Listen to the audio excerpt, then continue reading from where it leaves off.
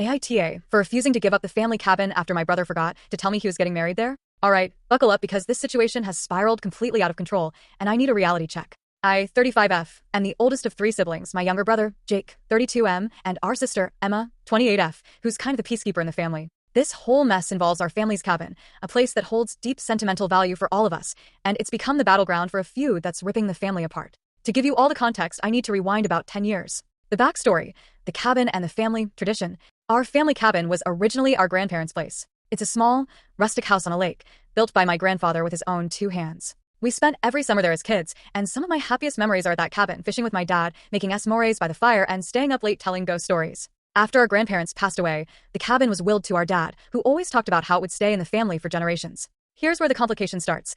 After our dad passed away suddenly from a heart attack 5 years ago, the cabin became a source of emotional attachment for all of us. My mom, who's still alive but not in the best health, decided that instead of selling it, we'd share it equally between the three of us siblings. The idea was that we'd all get to use it whenever we wanted, as long as we communicated and respected each other's schedules. This plan was never really written down or officially agreed upon, which I'm realizing now was a huge mistake. Instead, we all just followed an informal system where we'd ask each other if the cabin was free and coordinate who'd go up when. For the first couple of years, it worked pretty well. Emma and I are more responsible planners, so we'd usually book time well in advance. Jake, on the other hand, is more spontaneous and would ask last minute if he could use it for a weekend getaway with his girlfriend or buddies.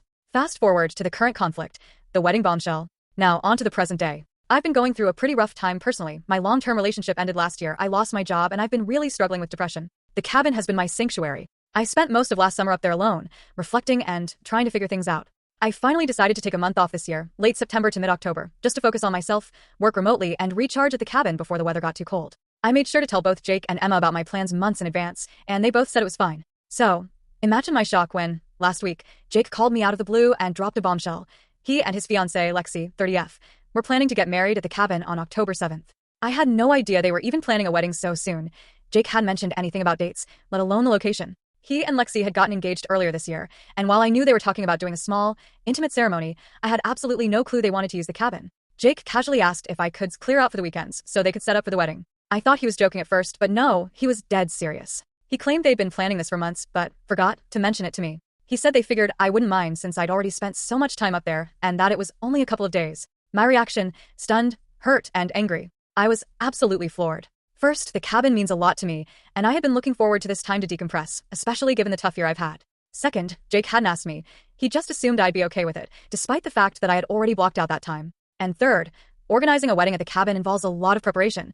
It's not like they can just show up with a few guests and leave the place untouched. There's no running water for crying out loud, so they'd have to haul in supplies, set up portable bathrooms, and who knows what else. The idea of a big event happening during the 1 month I had carved out for myself felt like a complete violation of my boundaries. I told Jake that I wasn't comfortable with them using the cabin during my time, especially since I'd already made plans and informed both him and Emma well in advance.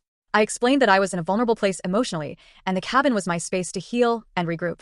I even offered to help him find a different location or contribute financially to another venue, but he was having none of it. Jake went off, saying I was being selfish and unreasonable. He argued that weddings are once-in-a-lifetime events, as if I didn't know that, and that it was just a few days. Surely I could sacrifice one weekend for his big day. When I stood firm, he accused me of deliberately sabotaging his wedding and hoarding the cabin. He said I was using the cabin as a crutch and that it was time to move on from my issues. That part really stung. Family fallout.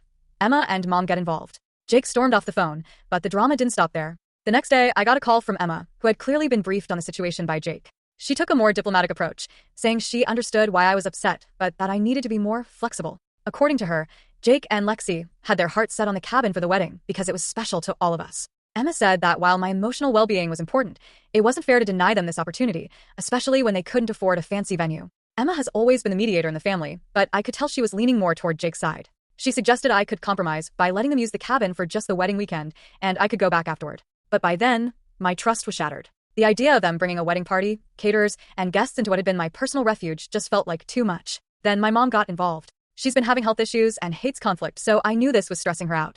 She called me crying, saying she didn't want to see the family torn apart over a few days at the cabin. She reminded me that the cabin belonged to all of us, and that I had been using it almost exclusively for the past year. She even hinted that I was being a bit possessive, which hurt because I'd always been the one to take care of the cabin when no one else was around. Jake's escalation, public shaming, and guilt trips. As if things weren't bad enough, Jake took the drama public by airing our dirty laundry on Facebook. He posted a long, passive-aggressive status about selfish family members who care more about their personal retreats than celebrating love and family. He didn't name me directly, but it was clear to everyone who he was talking about. A bunch of his friends, and even some extended families started commenting, saying how awful it was that someone would ruin his wedding plans over a few days of vacation. Lexi has also been reaching out to me, not to apologize or smooth things over, but to guilt trip me. She sent me a long message about how important this wedding was to her and how they had limited options due to finances. She even implied that I was holding on to grief and trauma from our dad's death in an unhealthy way, and that maybe Jake was right. I needed to let go and stop clinging to the cabin as a coping mechanism. Where things stand now. So here I am, caught between feeling like I'm being gaslit by my family and wondering if I am being unreasonable. Jake and Lexi still want to use the cabin for their wedding, and my mom and Emma are pressuring me to just let it go for the sake of family harmony. But I can't shake the feeling that Jake is taking advantage of me and that this whole thing has been poorly handled from the start. On one hand, I understand weddings are a big deal, and I don't want to be the person who ruins someone's special day. On the other hand, I had this time at the cabin planned for months, and I feel like my boundaries are being completely disregarded. I've already been through so much this year, and this cabin is my safe space. So, Reddit, AITA for refusing to let my brother use the family cabin for his wedding during the time I had reserved. Or am I being selfish like they say?